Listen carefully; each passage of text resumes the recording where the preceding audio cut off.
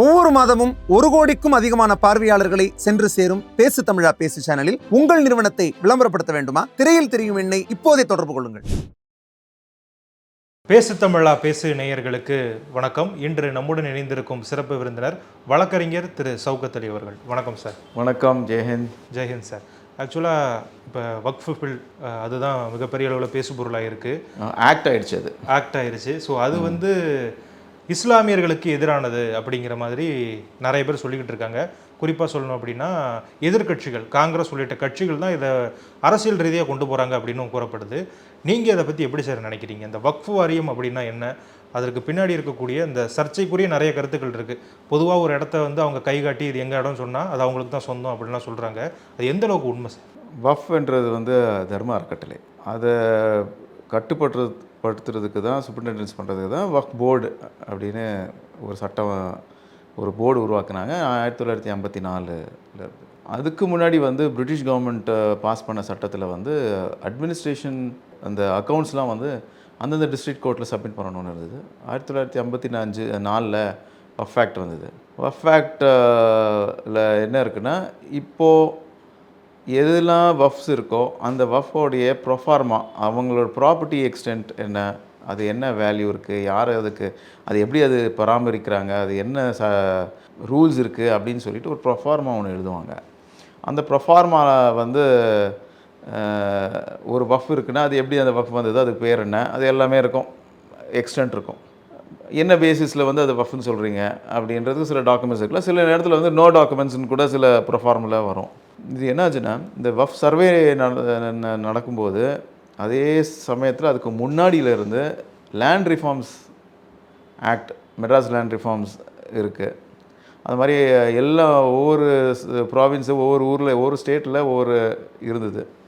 British காலத்திலேருந்து இது கையாடல் பண்ண ஆரம்பிச்சிட்டு கவர்மெண்ட் சில ரேட்வாரி லேண்ட் ரிஃபார்ம்ஸை கொண்டு இனாம் அபாலிஷன் ஆக்ட் 1948 வருது தமிழ்நாடுக்கு, மெட்ராஸ் ப்ராவின்ஸ்க்கு. அதே மாதிரி லேண்ட் ரிஃபார்ம்ஸில் ரொம்ப வஃபோட சொத்துக்கள் லேண்ட் ரிஃபார்ம்ஸில் போயிடுச்சு.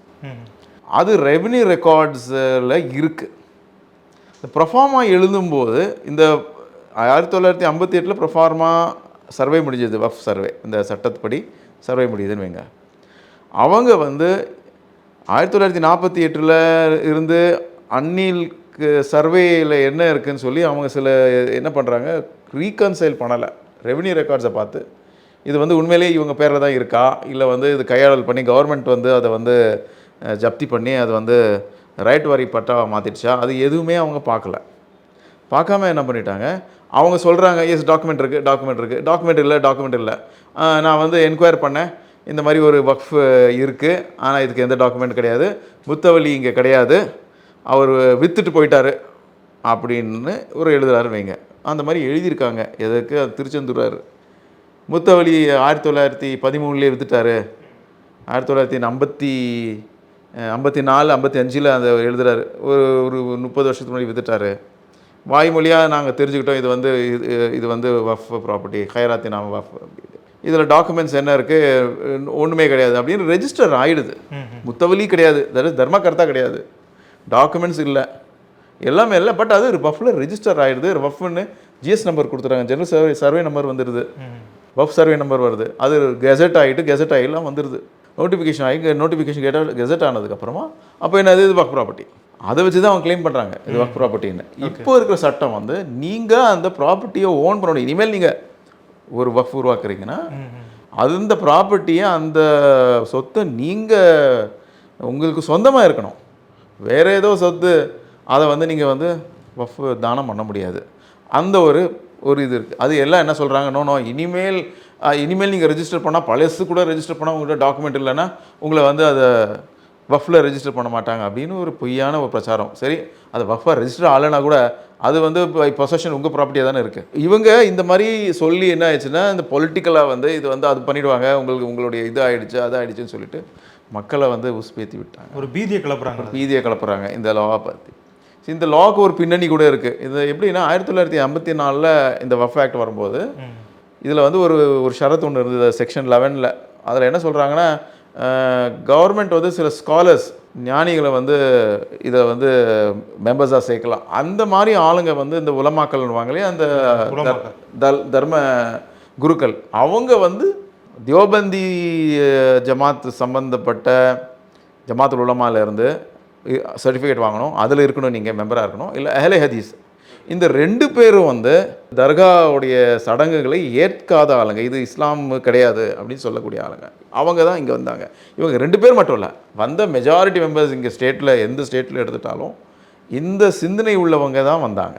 ஸோ இப்போ இந்த சிந்தனை உள்ளவங்க வந்தால் என்ன பண்ணியிருப்பாங்க அப்படின்னு நீங்கள் கேட்டிங்கன்னா, திருப்பி நம்ம 2006 7 அந்த சச்சார் கமிட்டி வந்தது இல்லையா, அந்த சச்சார் கமிட்டி ரிப்போர்ட்டில் என்ன இருக்குன்னா, பெரும்பாலான வக்ஃப் வந்து தர்காக்கள் இல்லைன்னா மஸ்ஜிதுகள். இது total value, total land extent எவ்வளோ இருக்குன்னா 6 லட்சம் ஏக்கர் இருக்குது அப்படின்னு சொல்லியிருக்காரு. அப்போ வந்து புக் வேல்யூ வந்து அது வந்து 1.2 லட்சம் கோடி வரணும்.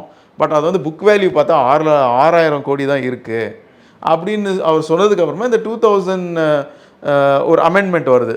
ஸோ நான் இது ஏன் சொல்ல வரேன்னா, அப்போ 1954 இருந்து புது சட்டம் 1995 வர வரைக்கும் மெஜாரிட்டி சொத்துக்கள் யார் கண்ட்ரோலில் இருந்தது? தர்காஸ் கண்ட்ரோலில் இருந்தது. அப்புறமா மாஸ்க்ஸும் இருந்தது. அந்த மாஸ்கில் என்ன இருந்தாங்க, இந்த தியோபந்தி வஹாபீஸோட மாஸ்க்ஸ்லாம் கிடையாது, எல்லாமே வந்து தர்கா நம்பக்கூடிய சாமானிய சுன்னத் ஜமாத் மக்கள். இப்போது இவங்க வந்த பிறகு இந்த கமிட்டிஸ்லாம் யார் வந்தான்? இந்த ராடிக்கல்ஸ் வந்தாங்க. இந்த மாஸ்க் லீடர்ஸ் இருக்காங்களே, அந்த ப்ரேயர் பண்ணுவாங்க இல்லையா, நமாஸ் பண்ணுவாங்க, அதில் யார் வந்தால்? இவங்க மதரசாவில் இருந்தால் அங்கே வந்தாங்க, தியோபந்திஸ்லேருந்து. இவங்க எல்லாத்தையும் உள்ளே புகுத்துட்டாங்க. இதோட இம்பேக்ட் என்ன ஆகுதுன்னா, இதோட இம்பேக்ட் 1954 ஸ்டார்ட் ஆகிடுது.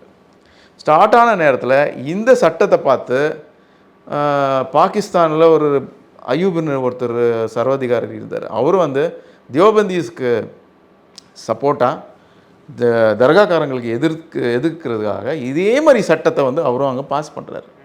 பாஸ் பண்ணி அங்கே இருக்கிற ஹான்ஹாஸ்ன்னு சொல்லுவாங்க, ஹாஸ்பைசஸ், அதில் இந்த தர்காஸ் அதிலெல்லாம் வந்து இவனுங்களை புகுத்துடுறாரு. இதோட இம்பேக்ட் எப்படி இருக்குன்னா, இது எப்படி யூஸ் ஆகுதுன்னா, 1979 இவங்க ஆப்கானிஸ்தானில் வந்து அமெரிக்கா பாகிஸ்தான்லாம் வந்து இந்த ஜிஹாதுன்ற போர் தொடக்கும்போது இந்த குரூப்ஸ் கிட்ட இருக்கிற வஃப்ஸில் இருந்து தான் பணம் அவங்களுக்கு போகுது. ப்ளஸ் வந்து இந்த குரூப்ஸில் இருக்கிற எல்லா மெட்டீரியல்லாம் இந்த நேட்டோவுடைய ஜிஹாதுக்காக யூஸ் ஆகுது. ஸோ அவங்க ரொம்ப பவர்ஃபுல்லாக ஆகிறாங்க. யார்? இந்த தியோபந்தீஸும் வஹாபீஸும். ஆனால் வஃப் யாருது? சுன்னத் ஜமாத்து, சூஃபி, தர்காஸோட இது, அதை அவங்க கண்ட்ரோல் பண்ணிக்கிறாங்க. அதில் பவர்ஃபுல் ஆனதுனால அதோட இம்பேக்ட் இந்தியாவில் வந்து தெரிய ஆரம்பிச்சு. 1988 சோவியத் யூனியன் விட்ராவலுக்கு அப்புறமா காஷ்மீரில் ஒரு பெரிய பிரச்சனை வருது, பெரிய ப்ராப்ளம்ஸ் வருது. இது ரேடிக்கலைசேஷன் அதர் சைட்லேருந்து ரொம்ப அதிகமாக இருக்கிறதுனால அஜய் சஹானி கமிட்டி ரிப்போர்ட் ஒன்று இருக்குது. அஜய் சஹானி கமிட்டி ரிப்போர்ட்டில் தான் இது வந்து பாகிஸ்தானில் இப்படிலாம் நடந்தது, நம்ம இந்த மாதிரிலாம் சுன்னத் ஜமாத் மதராசாஸ் அவங்களோட இதெல்லாம் லேண்டெல்லாம் இவங்க தியோபந்திஸ்க்கு கொடுத்ததுனால ஒரு பெரிய பிரச்சனை நடந்துட்டு இருக்குது. அப்போ கூட நடந்துட்டு இருந்தது. 90s கூட இந்த ப்ராப்ளம் நடந்துட்டு இருந்தது, பாகிஸ்தானுக்குள்ளே செக்டேரியன் ப்ராப்ளம்ஸ் நடந்துட்டு இருந்தது. அதனால் அவர் அஜய் சஹானி என்ன சொன்னார், இந்த மாதிரி லா நம்ம மாற்றணும் அப்படின்னு. 1995 தான் இன்னொரு சட்டம் வருது, வஃப் ஆக்ட். புது சட்டம் வருது, அமெண்ட்மெண்ட் கிடையாது, புது சட்டம் வருது. அதில் வந்து இந்த மெம்பர்ஸ்லாம் வந்து தியோபந்தீஸும் இந்த ஜமாத்துல் உலமா கிட்டலாம் வந்து அவங்க இருக்கணும், மெம்பராக இருக்கணுன்ற ஷரத்தெல்லாம் எடுத்துகிட்டு ஒரு இது வந்தது, ஒரு லா வந்து ஆல்மோஸ்ட் 1954 இருந்தது, இதுலேயும் இருந்தது. பட் புது சட்டம் வந்தால் கூட அந்த ஆதிக்கத்தை கவர்மெண்ட்டால் எடுக்க முடியல. அந்த ஆதிக்கம் இப்போ கூட இருந்தது, அந்த ஆதிக்கம் இருக்குது. ஆமாம், அந்த யார் தர்காக்களை ஏற்றுக்கலையோ அவங்களோட ஆதிக்கம் இருக்குது. ஓகே, எல்லாம் ஆல் அக்ராஸ் த ஸ்டேட் போர்ட்ஸில்.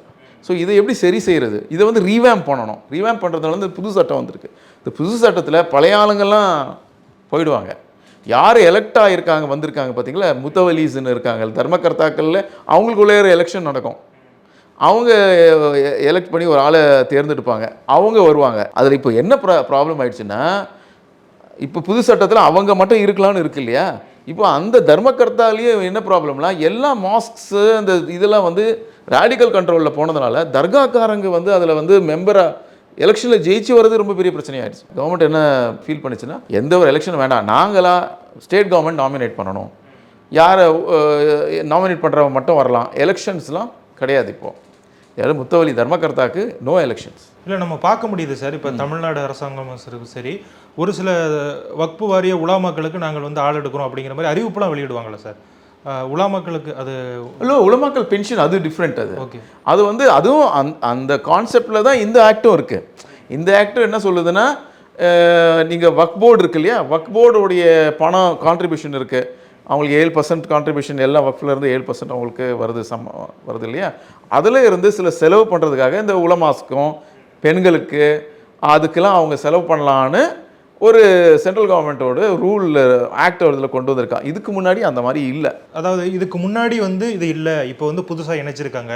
அப்படி இல்லைன்னா இதுக்கு முன்னாடி இது இருந்தது, அதை இப்போ மாற்றிருக்காங்க அப்படின்னு இருக்கும்ல சார். அது எது சார் முக்கியமான ஒரு மாற்றமாக? முக்கியமான மாற்றங்கள் வந்து இப்போ நான் சொன்னேன், இந்த ப்ரொஃபார்மா எந்த ஒரு நிலத்தையோ ஒரு ப்ராப்பர்ட்டியோ காட்டிட்டு எங்களோட இது வக்ஃப் போர்டு சொல்லலான்னு அப்படி சொல்ல முடியாது.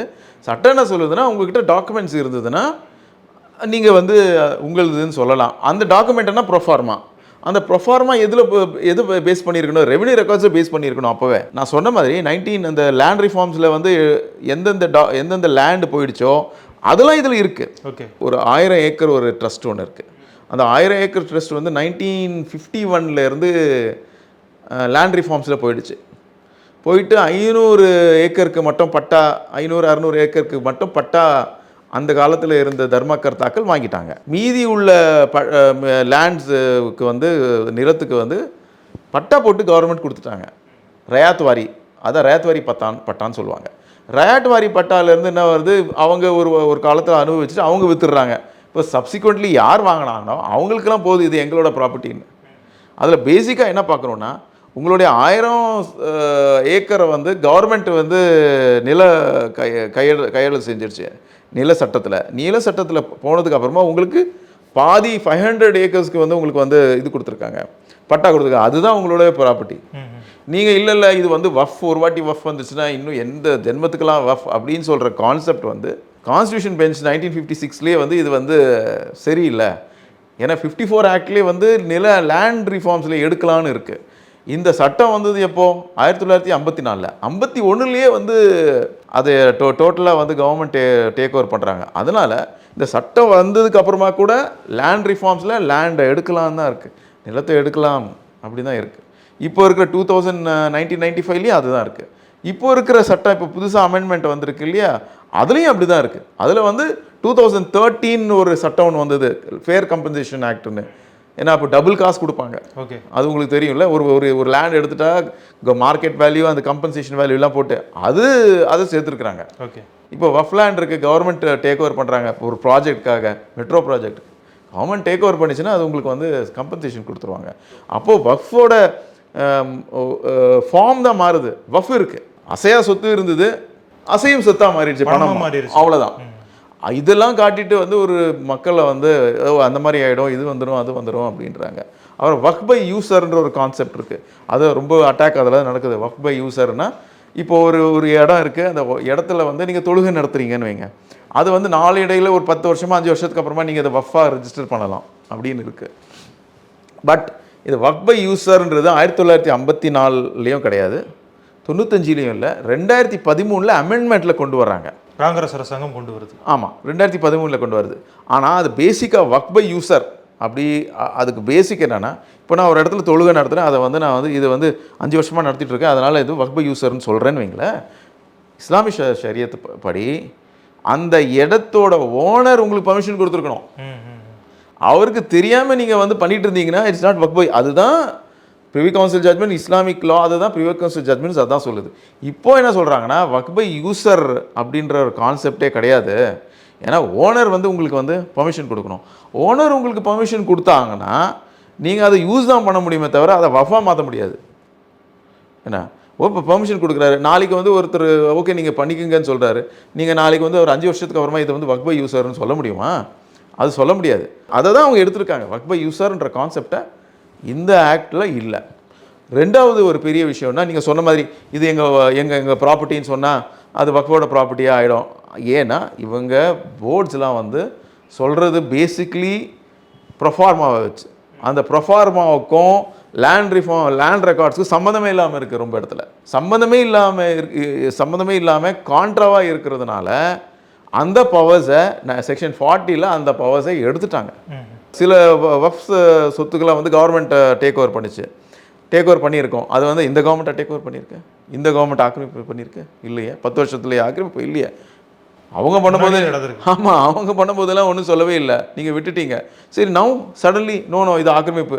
இந்த கவர்மெண்ட் பண்ணாதான் எங்கே ஒரு ரெக்கார்ட்ஸ் கிடையாது, எந்த ஒரு ஸ்டாட்டிக்ஸ் கிடையாது, பழையது. சரி, அதை அவங்க இப்போ என்ன சொல்கிறாங்கன்னா, ஒரு வேளை டிஸ்பியூட்டாக இருந்ததுன்னா கலெக்டர் வில் டிசைட், கலெக்டர் தான் டிசைட் பண்ணணும். ஏன்னா கலெக்டர் கிட்ட தான் திருப்பி அங்கே தான் ப்ரொஃபார்மா வச்சு டிசைட் பண்ண முடியாது. நான் சொன்னேன் இல்லையா, ப்ரொஃபார்மா சர்வேக்கும் நம்ம லேண்ட் ரிஃபார்ம்ஸில் லேண்ட் ரெக்கார்ட்ஸில் இருக்கிற சர்வேக்கும் மேட்ச்சு அந்த காலத்தில் அவங்களே மேட்ச் பண்ணல. அப்போ நம்ம இவங்களோட இப்போ வக்ஃபோட ப்ரொஃபார்மாவை வச்சு நாங்கள் சர்வே பண்ணிட்டோன்றதுனால அதை நம்ப முடியுமா? அது பண்ண முடியாது. ஸோ அதனால் அந்த ப்ராப்ளம் இந்த லேண்டுக்கு வந்து எந்த ஒரு வில்லங்கமும் இல்லைன்னு சொல்லணும். யார் சொல்லணும்? கலெக்டர் தான் சொல்லணும், தேசில்தார் தான் சொல்லணும், வேறு யாரும் சொல்ல முடியாது. வக்ஃப் போர்டே டிசைட் பண்ண முடியாது. ஏன்னா வக்ஃப் போர்டு டிசைட் பண்ணுறது எப்படி இருக்குன்னா, என்னோட ஓன் டாக்குமெண்ட்டை வச்சு நான் சொல்கிறேன் ப்ரொஃபார்மாவில் இருக்குங்க அது ப்ராப்பர்ட்டின்னு. ப்ரொஃபார்மாவில் அந்த ப்ராப்பர்ட்டி இருக்குதுன்னு நீங்கள் சொல்கிறீங்க, லேண்ட் ரிஃபார்ம்ஸில் அது உங்கள் ப்ராப்பர்ட்டின்னு இல்லையே. 1951 வந்து இந்த ஆக்ட் வர்றதுக்கு 1954 ஆக்ட் வர்றதுக்கு முன்னாடியே லேண்ட் ரிஃபார்ம்ஸில் போயிடுச்சே. அப்போது அதை எப்படி நீங்கள் வந்து அது ஏன் ப்ராப்பர்ட்டின்னு சொல்லுவீங்க? அதனால் அந்த கான்ட்ரடிக்ஷன் ரெண்டு பேருக்குள்ள இருக்கிறதுனால, அந்த ரெண்டு ரெக்கார்ட்ஸில் இருக்கிறதுனால தான் கலெக்டர் வில் டிசைட். அதில் ஒன்றும் தப்பே இல்லையே, கலெக்டர் தான் டிசைட் பண்ண முடியும், வேறு யார் டிசைட் பண்ண முடியும்? செக்ஷன் 40 வச்சு திருப்பி நானே என்னோட no man can be a judge in his own காஸ்ட்னு சொல்லுவாங்க இல்லையா, எனக்கே வந்து நானே நீதிபதியாக முடியுமா? ஆக முடியாது. அதனால தான் கலெக்டர்கிட்ட அந்த பவர்ஸ் கொடுத்தாங்க. கலெக்டர் வந்து இல்லை கலெக்டர் வந்து நமக்கு அகேன்ஸ்டாக கவர்மெண்ட்டுக்கு அகேன்ஸ்டாக போவார் அப்படின்னு அது எப்படி சொல்ல முடியும்? கலெக்டர் வந்து சப்போஸ் தமிழ்நாடு கலெக்டர் வந்து ஒரு டெசிஷன் எடுக்கிறாருன்னா சென்ட்ரல் கவர்மெண்ட் சொன்ன உடனே அவர் எடுத்துருவாரா? இல்லை இது வந்து கவர்மெண்ட் ப்ராப்பர்ட்டின்னு இல்லையே. ஸ்டேட் கவர்மெண்ட் ஒரு வேளை ஆக்கிரமிப்பு பண்ணியிருக்குன்னு வைங்களேன், உடனே collector will say against state, collector state government அகேன்ஸ்டாக சொல்லவே மாட்டாருன்னு எப்படி சொல்ல முடியும்?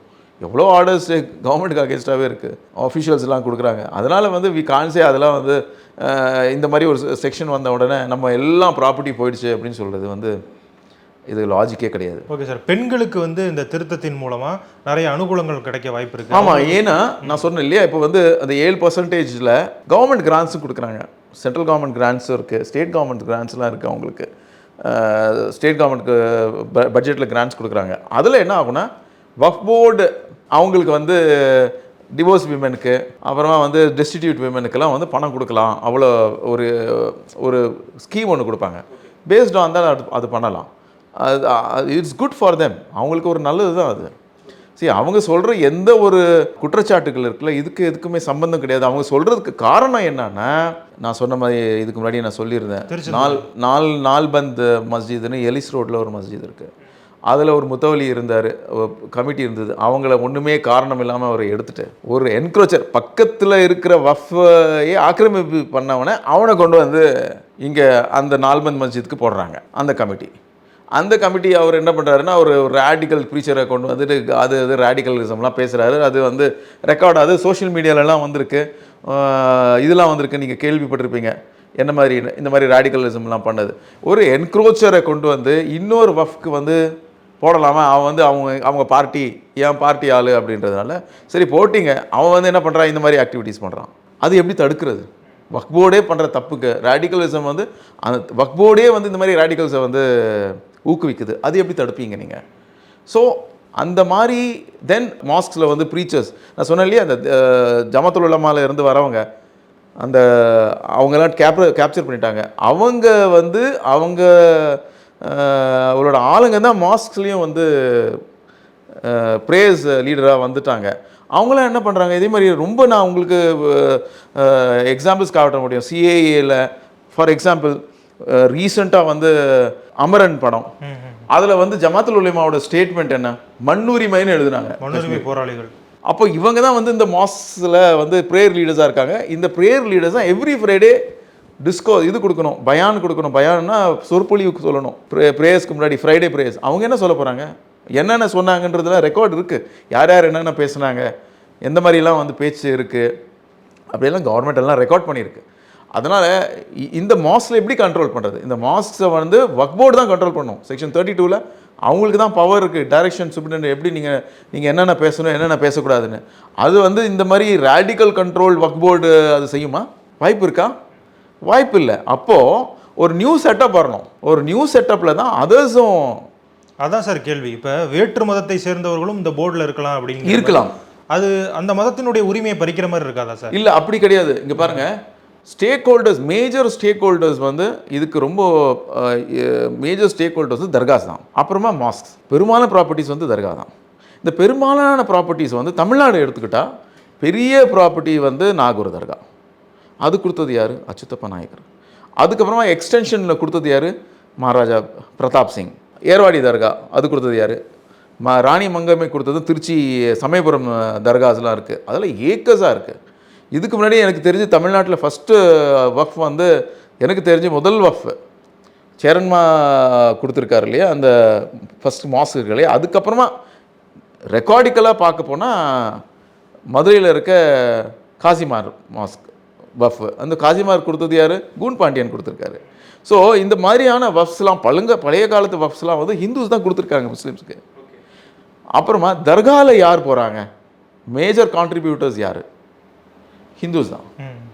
ஸோ மேஜர் கான்ட்ரிபியூட்டர்ஸ் ஹிந்துஸ் இருக்கும்போது சில தர்காஸ் எனக்கு தெரிஞ்சு யாரப் தர்காவில் வந்து ஒரு ரொம்ப காலமாக வந்து 4 ஹிந்துஸ் அந்த கமிட்டியில் இருந்தாங்க. லேட்டரான் வந்து 1999 வந்து இவங்களெல்லாம் வைக்கக்கூடாதுன்னு வக்ஃப் போர்டு தான் அப்ஜெக்ஷன் பண்ணியிருக்கு. இவங்களெல்லாம் வைக்கக்கூடாது நீங்கள் அப்படின்னு. முன்னாடி காலத்துலேருந்து இருக்குது. கமிட்டிஸ்லேயே இருக்கிறாங்க. இப்போது நம்ம நாகூர் தர்காவை எடுத்துக்கலாம். சந்தனக்கூடு யார்கிட்ட இருந்து போகுதுங்க? இந்துக்கள் இருந்தாங்க. அவங்க தான் கொடுக்குறாங்க எல்லாமே.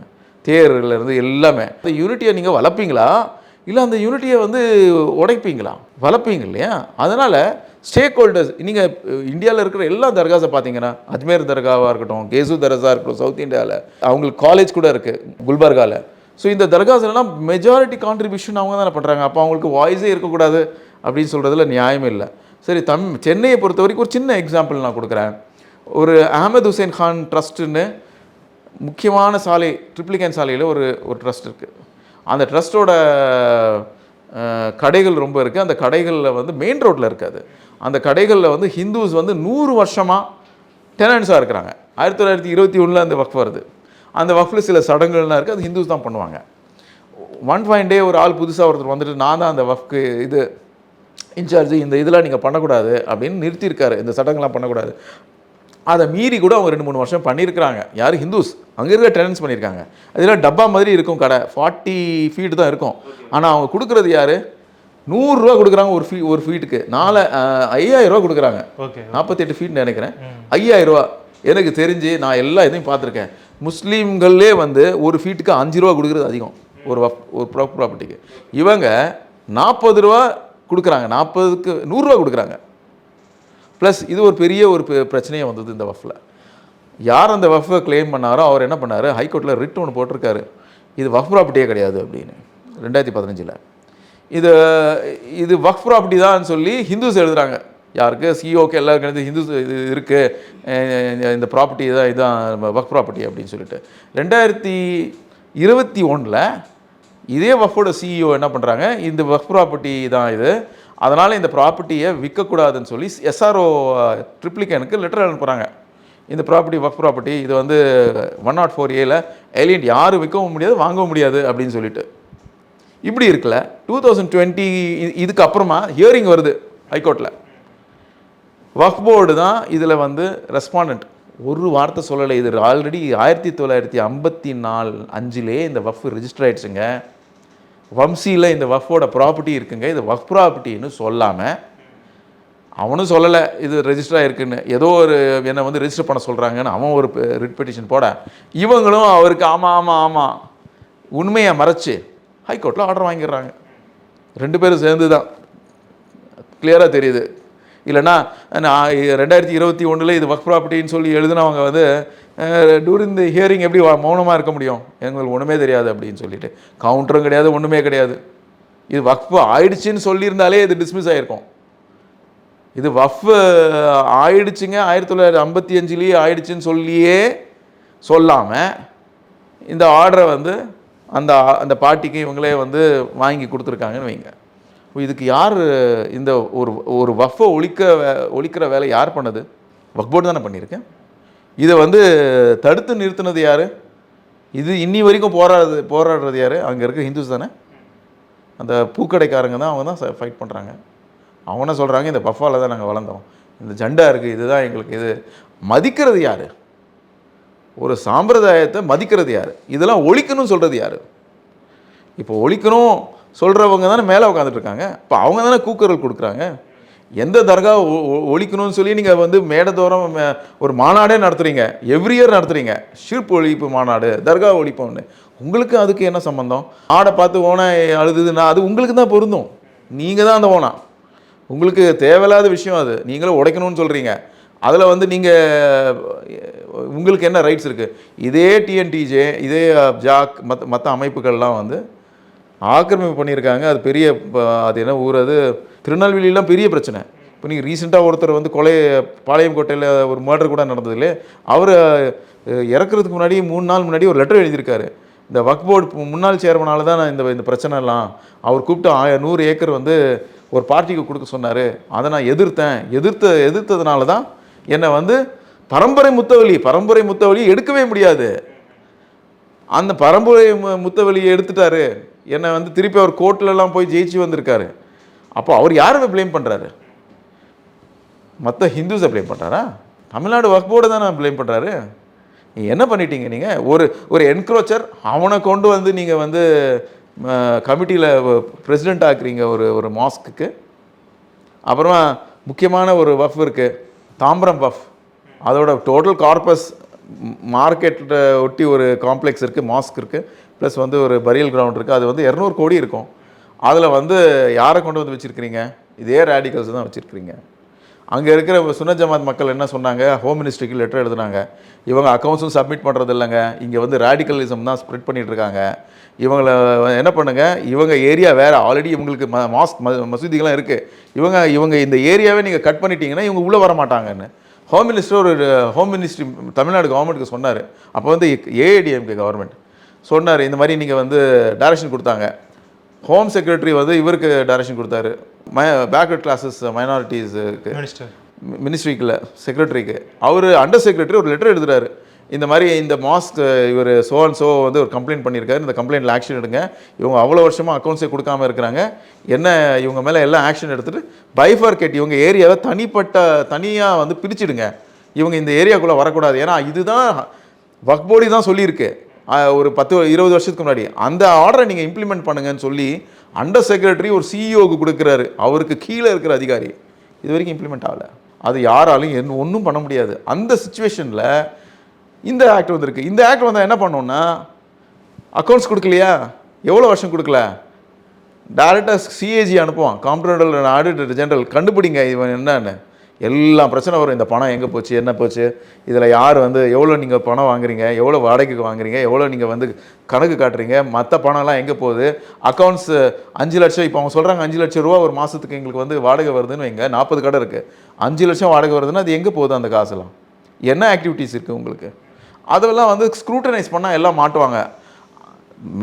எனக்கு தெரிஞ்சு சில ரிலிஜியஸ் இன்ஸ்டிடியூஷன்ஸ்லாம் வந்து பிளாக் மணி ஜெனரேட் இது மூடுறதுக்கு கூட யூஸ் பண்ணுறாங்க. அது இடி அதை பார்த்துட்ருக்கு. அது இடி அது பார்த்துட்டு இருக்காங்க. அந்த மாதிரிலாம் எப்படி தடுப்பீங்க நீங்கள்? ஃபண்டிங் அது ரொம்ப முக்கியமான ஒரு ப்ராப்ளம் இருக்குது. யுஎன் செக்யூரிட்டி கவுன்சில்லையே வந்து சாங்ஷன் கமிட்டின்னு இருக்குது. அந்த சாங்ஷன் கமிட்டியை வந்து முஸ்லீம் சேரிட்டிஸ் கிட்டத்தட்ட ஒரு 200 சேரிட்டிஸை வந்து பேன் பண்ணியிருக்காங்க. UN security council, Al Qaeda, ISIS sanction கமிட்டின்னு இருக்குது. Al Haramain foundation Pakistan, Al Haramain foundation Medina, Mecca, அந்த மாதிரி எவ்வளோ வேர்ல்டில் இருக்கிற எல்லா ஃபவுண்டேஷன்ஸ் வந்து டெரர் ஃபண்டிங் பண்ணுறாங்கன்னு பேன் ஆகியிருக்காங்க. ஸோ இதை வந்து நம்ம பார்க்கணுமா இல்லையா? அரவுண்ட் த வேர்ல்டு என்ன இருக்குது? ஒரு இடத்துல நமக்கு பங்களாதேஷ் ஒரு பெரிய ப்ராப்ளம், ஒரு இடத்துல பாகிஸ்தான் இருக்குது, சிரியாவில் ஆட்சி மாற்றம் வந்துடுச்சு. இதெல்லாம் வந்து அதோட இம்பேக்ட்லாம் நமக்கு இருக்குல்ல, செக்யூரிட்டி ப்ராப்ளம் இருக்குல்ல, அது எப்படி நீங்கள் தடுப்பீங்க?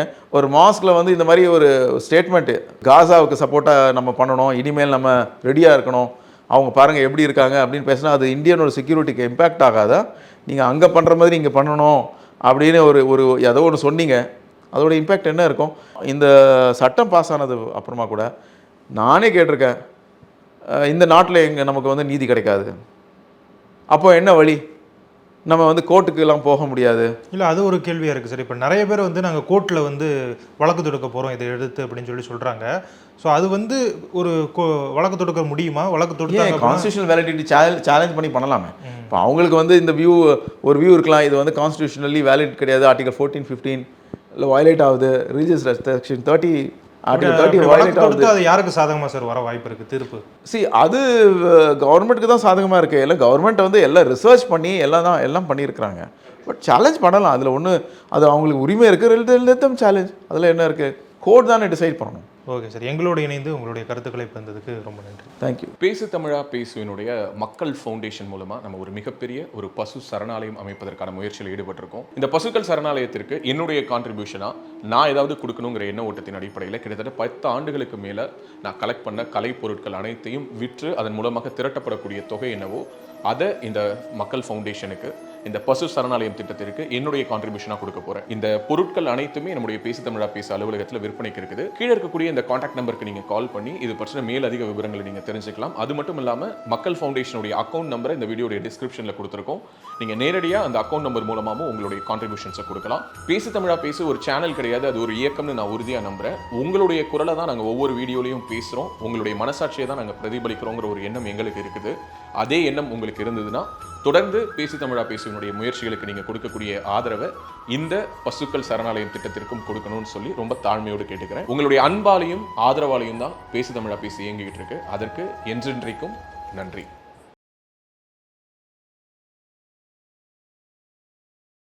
இப்போ உடல் ரீதியாக ஒரு பிரச்சனை வருது அப்படின்னா அந்த பிரச்சனைக்கு இந்த ஒரு வாஸ்து பாதிப்பு காரணமா இருக்கும் அப்படின்னு சொல்ல முடியுமா? உங்க வீட்டோட தென்கிழக்கு தெற்கு சார்ந்த 22 டிகிரில என்ன இருக்குங்கிறத நீங்க செக் பண்ணுங்க. நான் சொல்ற மாதிரி பாதிப்பு அந்த இடத்துல இருந்தது அப்படின்னா நிச்சயமா அந்த இடத்துல. இந்த மாதிரி ஆன்மீகம் மற்றும் ஜோதிடம் சார்ந்த இன்னும் பல வீடியோக்கள் பார்க்கணுமா? மறக்காம திருவருள் டிவிக்கு சப்ஸ்கிரைப் பண்ணுங்க. திருவருள் டிவியுடைய சேனல் லிங்க் இந்த வீடியோடைய டிஸ்கிரிப்ஷன்ல இருக்கு.